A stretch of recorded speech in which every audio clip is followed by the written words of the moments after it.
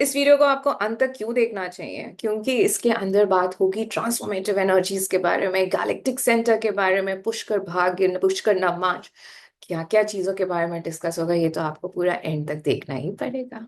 ये बात काफी लोग मुझसे एग्री करेंगे कि एथ हाउस ट्रांसफॉर्मेटिव है।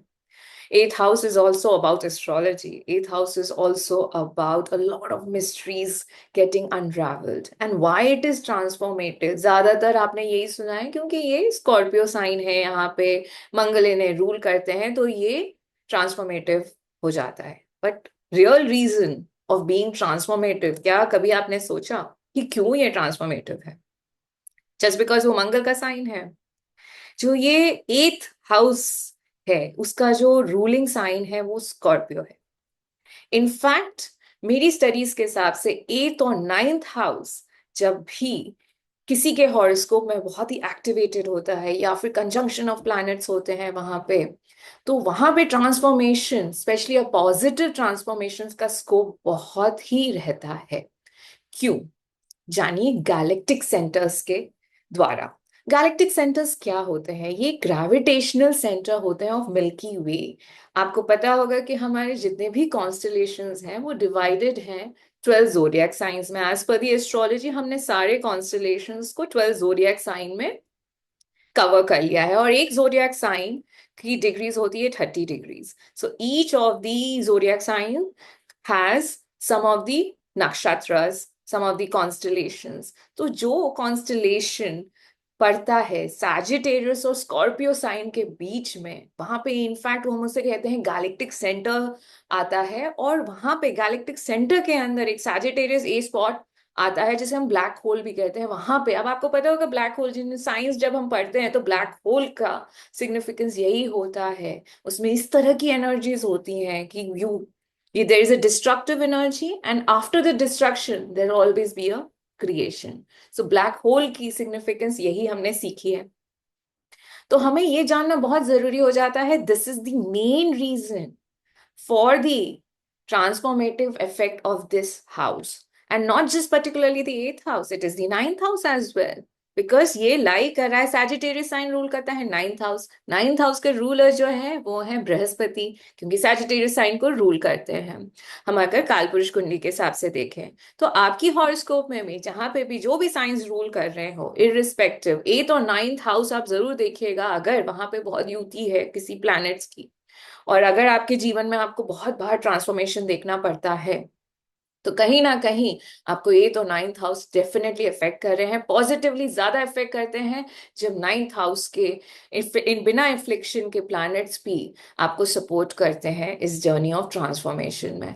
और जनरली आप देखेंगे कि ये जो पॉजिटिव ट्रांसफॉर्मेशन आता है वो आता है around the age of 33 to 36 years, जहां पे आपका पुष्कर भाग्य भी एक्टिवेट हो जाता है, पुष्कर नवमांश भी एक्टिवेट हो जाता है।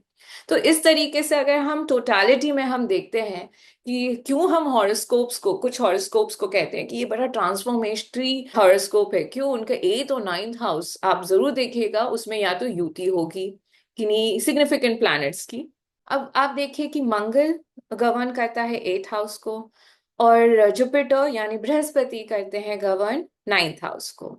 और अगर इसी तरह के कॉम्बिनेशंस आपकी कुंडली में आ जाएं, यानी मंगल और बृहस्पति का युति अगर आप कोई भी अपने भाव में देखें, तो आपको ये समझ आएगा कि वो इंसान कहीं ना कहीं एक ट्रांसफॉर्मेटिव एनर्जी लेके घूम रहे हैं अपने साथ। किस तरह से, ये आप मैं बोल सकती हूँ आपको, क्योंकि ये दोनों ट्रांसफॉर्मेटिव घरों के रूलर्स हैं। एक मंगल अगर हम देखें, अगर हम किंगडम या राज्य की बात करते हैं एस्ट्रोलॉजी में, तो जो मंगल होते हैं वो आर्मी चीफ की तरह होते हैं, और जो बृहस्पति गुरु होते हैं वो एडवाइजर होते हैं। तो जब ये दोनों एक साथ आते हैं तो आप सोचिए किस तरह की डिसीजन मेकिंग होगी, किस तरह के एक्सपीरियंस होगा एक नेटिव को। तो अगर ये डिग्री वाइज अगर हम देखें, अगर मंगल और बृहस्पति की जब युति है, अगर किसी के कुंडली में है, और अगर आप देख रहे हैं वीडियो, तो शायद आप रिलेट कर पाएंगे इस चीज से। अगर आपकी डिग्री डिफरेंस मंगल की कम है और जुपिटर की ज्यादा है, तो आप में हो सकता है कि आप इम्पल्सिव डिसीजंस लेते हो, और आपका ये जो नेचर है वो कहीं ना कहीं आप देखेंगे कि over a period of time you will have a grounded decision making capability, especially after the age of 36। अगर यही युति अगर डिग्री वाइज जुपिटर की कम है और मंगल की ज्यादा है, तो आप देखेंगे कभी कभी इन लोगों में इतनी ज्यादा सूझबूझ हो जाती है कि वो इतने संयम से डिसीजंस लेते हैं, सूझबूझ के। बट ये डिपेंड करता है कि आपको कौन से प्रोफेशन में, क्या आपको इतना टाइम लेना चाहिए एक बैलेंस डिसीजन मेकिंग के लिए, या कहीं कुछ प्रोफेशंस होते हैं आपको क्विक डिसीजंस लेना ही पड़ता है, जैसे डिफेंस के हैं, आपको स्ट्रैटेजी बना के आप अपने, भले आप संयम से एक स्ट्रैटेजी बनाएंगे बट इम्प्लीमेंटेशन एक्शन टाइम पे आपको क्विक डिसीजंस लेने पड़ते हैं। सो इट ऑल्सो डिपेंड्स कि किस तरह की कुंडली में किस तरह की डिग्रीज है मार्स और जुपिटर की place. So for a managerial position अगर आपकी है, और अगर आपका मार्स जुपिटर कंजंक्शन है आपकी कुंडली में, तो it may work with you may have a leadership kind of decision making capability, संयम से आप लेते हैं, सूझबूझ के साथ आप डिसीजंस लेते हैं। और अगर यही आपका कॉम्बिनेशन एक डिफेंस ऑफिसर की हॉरोस्कोप में देखें, चाहे वो एथ हाउस में हो या एस्पेक्टिंग द एथ हाउस,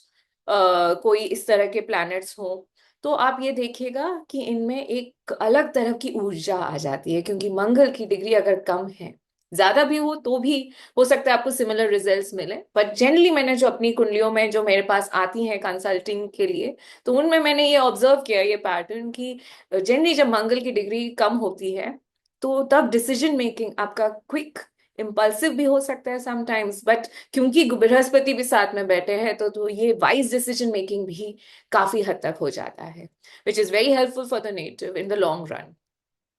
सो इस तरह से हम ये ट्रांसफॉर्मेटिव एनर्जीज के बारे में बात करते हैं। दूसरा पॉइंट जो ये मैं बहुत इंपॉर्टेंट आपको बताना चाहती हूँ कि कैसे ये ट्रांसफॉर्मेशन, तो हम कह लेते हैं बार बार, बट ये ट्रांसफॉर्मेशन होता क्यों है, क्यों इतनी ट्रांसफॉर्मेटिव एनर्जीज हैं इन दोनों पर्टिकुलर साइंस एंड हाउसेस में, eighth house, ninth house, Scorpio sign and the Sagittarius sign. I am including Sagittarius sign because of the galactic centres I just mentioned earlier. Now ये देखिए, Sagittarius sign और Scorpio sign दोनों जब भी आपके बहुत ज्यादा एसेंशुएटेड हो, चाहे वो आपके हॉरोस्कोप में कौन से भाव में है, वो आप देखिएगा, चेक करिएगा कौन से हाउस में है ये प्लेस्ड। और अगर आप ये ट्रांसफॉर्मेटिव एनर्जीज एक्सपीरियंस कर रहे हैं, कहीं ना कहीं universe is telling you to align your karma, there is a karma rectification that you need to do, and that's why the transformation keeps on coming till the time you are aligned with the universe to align your karma। तो तब तक वो patterns आप देखते रहेंगे, and तब तक आप ट्रांसफॉर्मेशन होता रहेगा till the time you land up in a position, in a place where you are ought to be. Sometimes what happens कि आप कुछ कर रहे हैं और आपको कहीं और होना चाहिए, ये शायद आपकी एस्पिरेशंस हो सकती हैं, और शायद नियति का डिसीजन हो सकता है कि आपको कहीं और होना है।